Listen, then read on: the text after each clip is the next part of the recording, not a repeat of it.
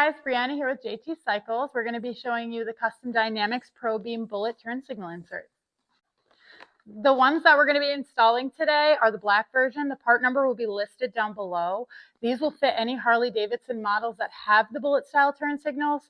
Some models may need a load equalizer, being that they are LED lights. In this video, we are installing them onto this 2018 Road Glide to show you the difference between Custom Dynamics and stock. Here we're going to be showing you the stock Harley Davidson taillights and brake lights.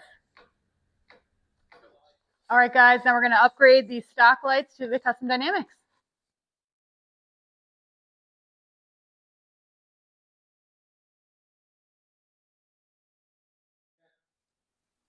And these are the Custom Dynamics.